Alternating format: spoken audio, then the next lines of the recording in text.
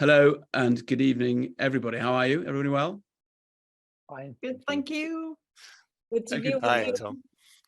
Good. Right, we're going to crack straight on, and I'm going to go straight, please, to you, Andrey. And I'm actually going to talk about a different anniversary, because this week is 10 years since the Maidan revolution, since the revolution in Ukraine in 2014, a moment of spontaneous protest that overthrew a president and was an extraordinary moment of hope for those who wanted Ukraine to be free.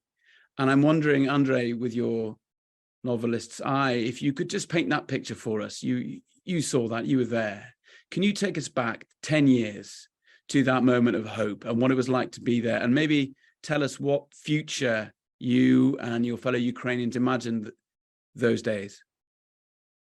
Well, in fact, exactly 10 years ago, the situation was very tense and dramatic on Maidan, because it was just after killing of dozens of demonstrators by snipers. And I think the hope appeared a bit later when Yanukovych escaped. And this probably was on 21st or 22nd of February. Actually, yesterday there was 10th anniversary of annexation of Crimea. So, I mean, we are full of anniversaries because Ukrainians are very dynamic, impatient, and because our history is so dynamic.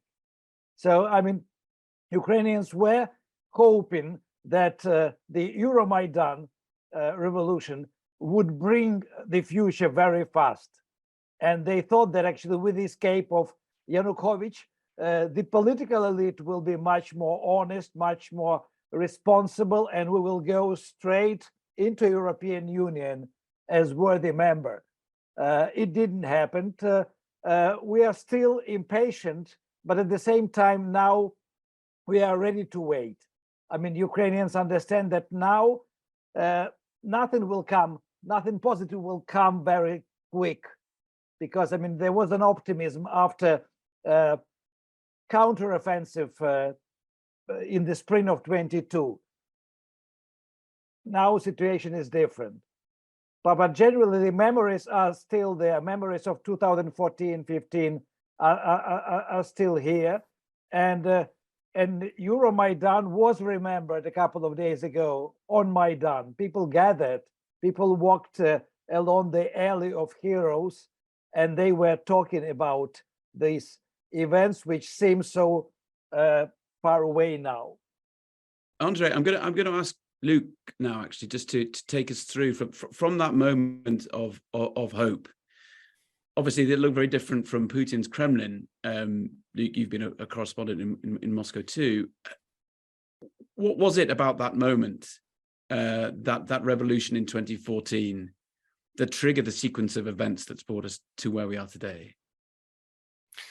Yeah, it's interesting hearing Andrey talk about it, because we were having this conversation recently, and I sort of quoted him in my Guardian article on Monday about this being a kind of pivotal moment where basically the choices for Ukraine were quite stark, and you could feel history being made either back to the USSR, where Moscow essentially called the shots, which is really the kind of reality that Putin wanted, or towards Europe, towards a better, more progressive, more democratic, sovereign Ukraine. And I was in, I mean, I've been coming to Ukraine for a long time, but soon after Maidan, I went to the twin cities in the east, Donetsk and Luhansk in the Donbass, and witnessed what happened next. And essentially, there were definitely differences there. There were some frustrations with Kiev. There was a pretty strong pro-Russia mood among certain sections of the population, but it was not overwhelming. There were plenty of people who supported Ukraine and waved Ukrainian flags.